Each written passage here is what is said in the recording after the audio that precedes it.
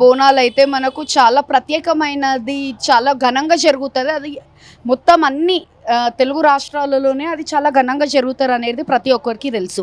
ఈ శుక్రవారం నుంచే ఈ వీధిలో ఉన్న వేరే ఆలయాల నుంచి పల్లారం బండ్లు కానీ తొత్తెల ఊరేగింపు ఇవన్నీ జరుగుతుంటాయి.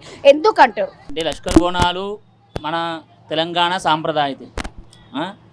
మరి మన దేవాలయంకి వచ్చేసరికి ఓం శ్రీ మాతృ మహా శ్రీ ఉప్పలమ్మ దేవాలయం రాణిగంజ్లో ఇది 4వ సంవత్సరం ప్రతిష్ట జరిగిన. ప్రతి సంవత్సరం నుంచి చాలా చక్కగా శుక్రవారం నాడు పలారం బండి, తర్వాత భోజన కార్యక్రమాలు, అన్నప్రసాద కార్యక్రమం, మళ్ళీ శనివారం మళ్ళీ పూజ కార్యక్రమం, మళ్ళీ ఆదివారం బోనాలు, సోమవారం నాడు మళ్ళీ యథావిధిగా ఉంటుంది కార్యక్రమం.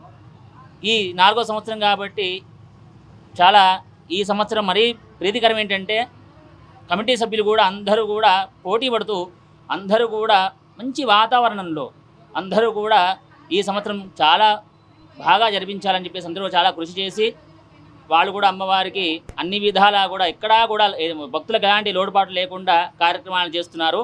వాళ్ళకు కూడా ఆ అమ్మవారు అలాగే ప్రసాదం కలిగించాలని మనస్ఫూర్తిగా కోరుకుంటున్నాను. ఓం శ్రీ మాత్రే నమః. అయితే గురువు గారు, ఇప్పుడు ఉజ్జయిని మహంకాళి అమ్మవారి దేవాలయానికి అట్లనే ఈ పక్క గలీలలో ఏదైతే ఆలయాలు ఉన్నాయో ఏంటి సంబంధం? అసలు శుక్రవారం నుంచే ఎందుకు తీస్తారు బోనాలు కానీ, లేకపోతే అమ్మవారు ఓడి బియ్యం పోయడం కానీ?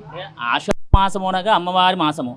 అంటే ఈ మాసంలో ఏంటంటే చాలామందికి చిన్న చిన్న వ్యాధులు వస్తుంటాయి. అంటే చలి జ్వరాలు కానివ్వండి, సర్ది అంటారు, తర్వాత దగ్గు ఇలాంటివి వస్తుంటాయి. అలాంటివి ఏం రాకుండా అంటూ అమ్మవారు అంటారు, అంట్ల అమ్మవారు అంటారు.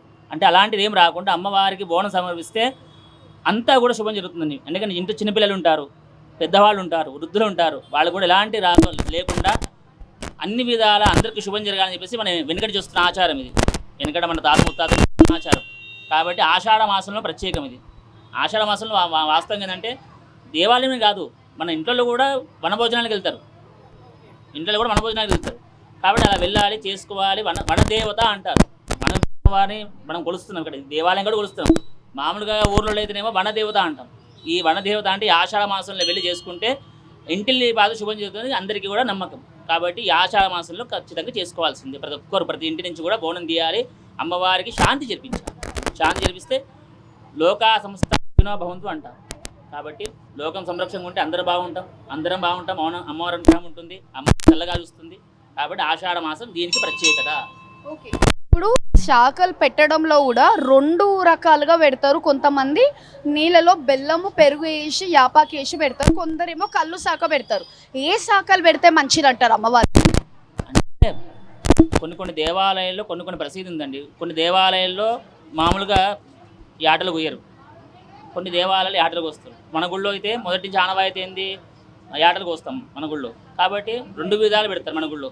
అటు బెల్లం సాగా పెడతారు, కళ్ళు సాగా పెడతారు మన గుళ్ళో.